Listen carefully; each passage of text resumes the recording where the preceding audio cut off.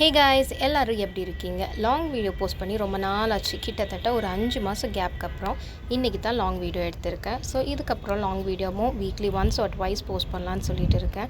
கண்டிப்பாக ஷார்ட்ஸ் பார்க்குற மாதிரியே லாங் வீடியோவும் எல்லோரும் பாருங்கள். இந்த வீடியோ சாட்டர்டே அன்றைக்கி எடுத்த வீடியோ தான். ஸோ மார்னிங் எழுந்ததுமே கிச்சனுக்கு வந்துட்டு மணி பிளான்ட்ஸ் எல்லாம் கொஞ்சம் வச்சுருக்கேன். ஸோ மணி பிளான்ட் மண்ணில் வைக்கிறது மாதிரி இல்லாமல் இந்த தண்ணியில் வச்சது கொஞ்சம் நல்லா வர மாதிரி எனக்கு கொஞ்சம் ஃபீல் ஆச்சு. ஸோ செடியிலேருந்து கட் பண்ணி எல்லாமே இந்த பாட்டிலில் லைனாக வச்சுருக்கேன். மார்னிங் எழுந்ததும் ஃபஸ்ட்டு என்ன பண்ணுவேன்னா, அந்த செடிக்கு வந்து தனியாக தண்ணி கொஞ்சம் ஸ்ப்ரே பண்ணால் கொஞ்சம் நல்லா துளுத்து வர மாதிரி எனக்கு ஒரு ஃபீல் ஆச்சு. அதனால் டெய்லி மார்னிங் அது கொஞ்சம் கொஞ்சம் தண்ணி தொளுத்து விடுறது. மார்னிங் ஃபஸ்ட்டாக ஒரு பனானா டேட்ஸ் போட்டு ஒரு மில்க் ஷேக் அடித்து குடிச்சாச்சு எல்லாருமே. என்னோடய பையன் வந்து மீன் கேட்டுகிட்டே இருந்தார். ஸோ அதனால் மார்க்கெட் போகிறதுக்கு முன்னாடி பிரேக்ஃபாஸ்ட் அன்றைக்கி காலையில் சாப்பிடல, பக்கத்தில் தான் மார்க்கெட் இருக்குது. ஃபஸ்ட்டு இந்த ட்ரை ஃப்ரூட் ஜூஸ் மட்டும் குடிச்சிட்டு மார்க்கெட் போகலான்னு சொல்லிவிட்டு அப்பாவும் பையனும் காலையிலே கிளம்பிட்டாங்க. பெங்களூரில் மட்டும் இல்லை, இப்போ எல்லா இடத்துலையும் பயங்கர வெயில் தான். இன்றைக்கி காலையிலையுமே செம்ம வெயில். காலையிலே 2 பேரும் கிளம்பிட்டாங்க. என்னோடய பையன் ஸ்லிப்பர் அவராக தான் போடணும்னு சொல்லி ட்ரை பண்ணிகிட்டு இருந்தார். அவராக போட்டுட்டு 2 பேரும் கிளம்பிட்டாங்க. ஸோ ரொம்ப வெயிலாக இருக்கனால அம்பர்லாவும் கொடுத்து விட்டுறாச்சு. என்னோடய பையனுக்கு இந்த மெட்ரோவில் போகிறதுனா ரொம்ப பிடிக்கும். ஸோ கிளம்புனா அவருமே கிளம்பணும்னு சொல்லி ரெடியாகி போயிடுவார். கொஞ்சம் செடி வீட்டுக்கு முன்னாடியெல்லாம் வச்சுருக்கேன். ஒரு 2-3 செடி இருக்குது. துளசி செடி, இந்த மிளகா செடி வந்து லைட்டாக கேப்சிகம் மிளகா கொஞ்சம் இருந்துச்சு, அதை தான் தூவி விட்டேன். பட் இது கேப்சிகமா இல்லை நார்மல் மிளகாவான்னு எனக்கு தெரியல. ஆனால் நல்லா துளுத்து வந்திருக்கு. எல்லாத்துக்கும் தண்ணி ஊற்றிட்டு அவங்க வர்றதுக்குள்ளே மார்னிங் பிரேக்ஃபாஸ்ட் பண்ணலான்னு சொல்லிவிட்டு நூடுல்ஸ் தான் வச்சுருந்தேன். ஹாக்கா நூடுல்ஸ். நான் இந்த நூடுல்ஸ் வந்து இது வரைக்கும் பண்ணதில்லை. சின்ன மேகி, இப்பி அது மாதிரி தான் பண்ணியிருக்கேன். ஸோ இதோட அளவுமே எனக்கு தெரியாது. பட் அது கூட சரி ஓகே, கேப்சிகம், ஆனியன், கேரட்லாம் போட்டு வெஜிடபிள்ஸ் மாதிரி பண்ணிக்கலான்னு சொல்லிவிட்டு வெஜிடபிள்லாம் எடுத்து நல்லா கழுகிட்டு நல்லா பொடிசாக கட் பண்ணி எடுத்து வச்சுட்டேன். வெஜிடபிள் கட் பண்ணிகிட்டு இருக்கும்போதே யோசனை வந்துச்சு, மேகியை வந்து தனியாக வேக வைக்கணும். நான் வந்து யூஸ்வலாக ஒன்றா பண்ணி தான் ஞாபகம் இருக்குது. ஸோ அதனால் ஃபஸ்ட்டு தனியாக வேக வைக்கலான்னு சொல்லிவிட்டு பாத்திரத்தில் நல்லா தண்ணி ஊற்றி, ஒரு பேக்கெட்டில் 2 இருக்குது. ஸோ 1 மட்டும் போட்டிருந்தாலே எங்களுக்கு 10 இருந்திருக்கும். பட் எனக்கு அளவு தெரியாமல் ஒரு 1.5 பக்கம் போட்டேன். அது வெந்து வந்ததும் அவ்வளோ வந்துருச்சு. அது எதுக்கு அவ்வளோ இருக்குன்னு கூட தெரியல எனக்கு. ஸோ என்ன பண்ணலான்னு யோசிச்சுட்டு அதில் வந்து நல்லா வெந்ததுக்கப்புறமா வடிகட்டிட்டு லைட்டாக கழுகிட்டு மேலே கொஞ்சம் ஆயில் ஊற்றி அப்படியே நல்லா வச்சுட்டேன் சைடில். அதுக்கப்புறமா வெஜிடபிள்ஸ்லாம் கட் பண்ணிவிட்டு ஒரு கடாயில் எண்ணெய் ஊற்றி பூண்டை நல்லா பொடிசாக கட் பண்ணி போட்டாச்சு. அது கூடவே நல்லா ஆனியன் ஸ்லைஸாக கட் பண்ணது நல்லா லைட்டாக வதக்குனதுக்கப்புறமா கேரட், கேப்சிகம்லாம் போட்டு ஒரு 5 மினிட்ஸ் நல்லா ஹை ஃப்ளேமில் வச்சு வதக்கி விட்டுட்டேன். வதக்கிட்டு இருக்கும்போதே கரெக்டாக என்னோடய பையன் வந்துட்டார். அப்படியே ஒரு பேக்கோடு வர்றாரு. ஆனால் அடித்த வெயிலுக்கு ரொம்பவே டயர்ட் ஆகிட்டார். பட் எனர்ஜியாக வந்து அம்மா இதெல்லாம் வாங்கிட்டு வந்திருக்கேன்னு சொல்லிட்டு அவராகவே வெளியே எடுத்து வைக்கிறாரு. சங்கரா மீன், மத்தி மீன், அதுக்கப்புறம் கருவேப்பிலை, கொஞ்சம் ஐட்டம்ஸ்லாம் வாங்கிட்டு வந்திருந்தாங்க.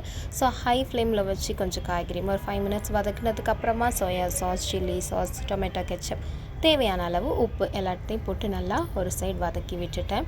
மத்தி மீன்லாம் வந்து பையன் அப்போவே எடுத்து வெளியே போடணுன்னு சொன்னோன்னே அப்பாவும் பையனும் எடுத்து வெளியே போட்டு அதை நல்லா பார்த்துட்டு இருந்தாங்க.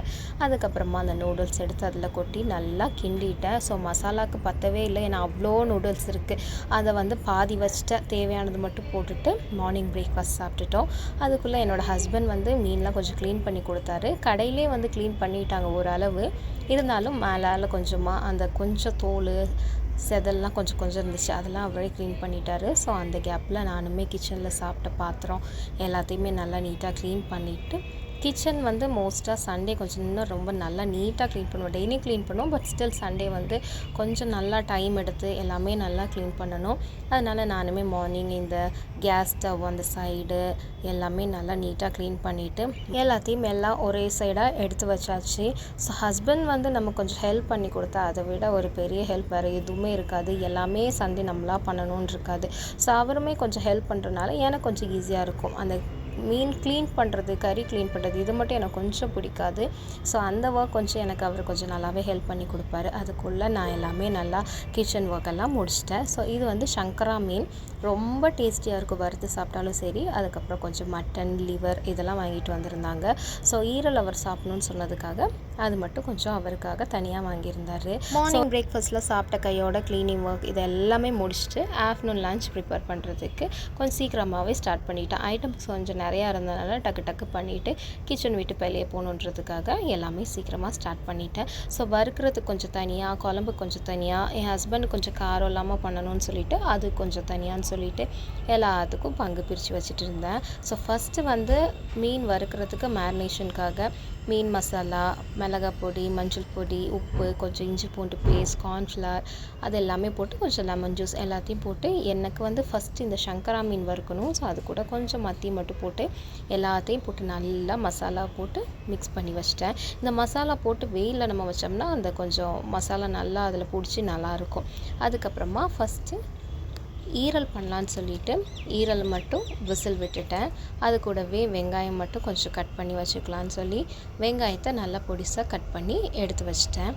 இப்போது ஈரல் வெந்ததுக்கப்புறமா கடாயில் கொஞ்சமாக எண்ணெய் ஊற்றி கொஞ்சம் கடுகு, வெங்காயம், கருவேப்பிலை போட்டு நல்லா வதக்கிட்டு நல்லா வதங்கணும். கொஞ்சமாக இஞ்சி பூண்டு பேஸ்ட் எல்லாம் வதங்கினதுக்கப்புறமா போட்டுட்டு லைட்டாக மஞ்சள் பொடி, உப்பு, நம்ம வேக வச்ச ஈரல் அதையும் போட்டு நல்லா மிக்ஸ் பண்ணிக்கலாம். லைட்டாக கொஞ்சம் தேங்காய் எண்ணெய் ஊற்றினா இன்னுமே டேஸ்ட் கொஞ்சம் நல்லாயிருக்கும். ஸோ இதெல்லாம் வதக்கினதுக்கப்புறமா ஆல்ரெடி வேக வச்சனால ரொம்ப வேகணும்னு இல்லை. ஸோ லைட்டாக அந்த எண்ணெயில் கொஞ்சம் வறுத்த மாதிரி இருந்தால் இன்னுமே கொஞ்சம் டேஸ்ட் நல்லாயிருக்கும். ஸோ எல்லாத்தையும் வறுத்து தனியாக எடுத்து வச்சிட்டேன். இப்போ என்னோடய ஹஸ்பண்டுக்கு காரம் இல்லாமல் கொஞ்சம் மட்டன் கிரேவி மாதிரி பண்ணினேன். ஸோ இதுக்கு குக்கரில் எண்ணெய் ஊற்றி வெந்தயம், கொஞ்சமாக ஸ்பைசஸ், வெங்காயம் போட்டு நல்லா வெங்காயம் நல்லா வதக்குனதுக்கப்புறமா இஞ்சி பூண்டு பேஸ்ட், தக்காளி அரைச்சி ஊற்றிட்டு கறி போட்டுட்டு பெப்பர் போட்டேன். பெப்பர் அண்ட் சீரகப்பொடி, கொஞ்சமாக மட்டன் மசாலா அவர் காரம் வேணான்றதுக்காக எல்லாத்தையும் போட்டு நல்லா மிக்ஸ் பண்ணி அதை ஒரு சைடாக வச்சிட்டேன். அந்த மட்டன்லேருந்து தண்ணி வந்ததுக்கப்புறமா தான் விசில் விடணும். சைட் பை சைட் எங்களுக்கு காரம் போட்டு கொஞ்சம் மட்டன் குழம்புக்கு சேம் ப்ரொசீஜர் தான். எண்ணெய் ஊற்றி கொஞ்சம் ஸ்பைசஸ், வெங்காயம், தக்காளி எல்லாத்தையும் நல்லா வதக்கிட்டு எங்களுக்கு கொஞ்சம் காரமாக மிளகாய் பொடி, மஞ்சள் பொடி, கரம் மசாலா, மட்டன் மசாலா, கறி எல்லாம் போட்டு நல்லா மிக்ஸ் பண்ணி ரெண்டையுமே ஒன்றா விசில் விட்டுட்டேன். ஸோ மீனுமே நல்லா இந்த மாதிரி வெயிலில் வச்சது கோட்டாகி வந்துருச்சு. என்னோடய பையனுக்கும் அதே மாதிரி தக்காளி, வெங்காயம், கருவேப்பிலை, இஞ்சி பூண்டு பேஸ்ட், கொஞ்சம் பெப்பர் பொடி எல்லாம் போட்டு ஒரே ஒரு பெரிய சங்கரா மீனாக போட்டு நல்லா வேக வச்சுட்டு அவருக்கு சாப்பாடு செஞ்சுட்டேன். சைட் பை சைட் கறியும் நல்லா வெந்து, நான் மசாலாலாம் போட்டு செஞ்சுருந்தா கூட இவ்வளோ டேஸ்ட்டாக வந்திருக்குமான்னு தெரில. அவ்வளோ ஃப்ளேவரபுளாக சூப்பராக இருந்துச்சு. என்னோடய ஹஸ்பண்டுக்கு பண்ண அந்த சுக்கா மாதிரி வந்துச்சுன்னு வச்சுக்கோங்களேன். சைட் பை சைட் ரசமும் பண்ணியாச்சு. ஸோ இவ்வளோ பண்ணிகிட்ருக்கேன். என்னோடய ஹஸ்பண்ட் வந்து சரி ஓகே உனக்கு ஒரு லெமன் ஜூஸ் பண்ணித்தரேன்னு சொல்லிவிட்டு லெமனை வந்து மேலால் தோலை சீவிட்டு உள்ளே இருக்க தோலோடு போட்டு அரைச்சி நல்லா தண்ணியில் சர்க்கரையெல்லாம் போட்டுட்டு, நாட்டு சர்க்கரை தான் போட்டோம், ஒயிட் சுகர் போடல, லைட்டாக உப்பெல்லாம் போட்டு நல்லா மிக்ஸ் பண்ணி ஃப்ரிட்ஜில் வச்சுட்டாரு. நல்லா ஃபில்டர்லாம் பண்ணிவிட்டு அது கூடவே கொஞ்சம் தயிர் வாங்கிட்டு வந்திருந்தோம். ஸோ அதுலேயுமே வந்து மோர் ஊற்றிட்டு மோர் கலக்கி அதையுமே ஃப்ரிட்ஜில் வச்சிட்டோம். கொஞ்ச நேரம் முடித்து லெமன் ஜூஸ் எடுத்து பார்த்தா பயங்கர கசப்பு, அவ்வளோ கசப்புனாலும் கசப்பு. தோலோடு போட்டனாலே என்னன்னு தெரில, ஆனால் குடிக்கவே இல்லை. உண்மையாக சொல்ல போனால் கொட்டிட்டோம் அவ்வளோவையும்.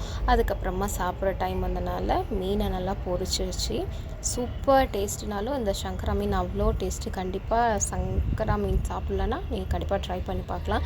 சைட் பை சைட் சாப்பாடுமே வடித்து வச்சாச்சு. ஸோ ஆஃப்டர்நூன் லஞ்சுக்கு வந்து மீன் குழம்பு, மட்டன் குழம்பு, மட்டன் சுக்கா, ஈரல் ஃப்ரை, மீன் வறுவல் அப்படின்னு சொல்லிகிட்டே போகலாம். மீன் குழம்புக்கு கொஞ்சம் மத்தி மீன் எடுத்து வச்சுருந்தேன். பட் ஒரே நாள் எல்லாம் செய்ய முடியலன்னு சொல்லிவிட்டு கனியாக குழம்புக்கு ஃப்ரிட்ஜில் மட்டும் எடுத்து வச்சிட்டேன். ஸோ நைட்டு தான் பண்ணினேன். ஆஃப்டர்நூன் லன்ச் வந்து யூஸ்வலாக சண்டே தான் நாங்கள் இந்த மாதிரி சாப்பிடுவோம். பட் வந்து இந்த தடவை சாட்டர்டேவே எல்லாமே சாப்பிட்டுட்டு சூப்பராக அந்த டே முடிச்சாச்சு. ஆஃப்டர்நூனுக்கு அப்புறமா ஈவினிங்காக பக்கத்தில் இருக்க ஒரு மாலுக்கு என்னோடய பையனை கூட்டிகிட்டு போயிட்டு, ரொம்ப நாளாக போகவே இல்லை. ஸோ கொஞ்சம் அவனை மட்டும் ரிலாக்ஸ் பண்ணலான்னு சொல்லிவிட்டு வெளியே எல்லாருமே போயிட்டு நல்லா என்ஜாய் பண்ணிவிட்டு அந்த டேவே முடிச்சாச்சு.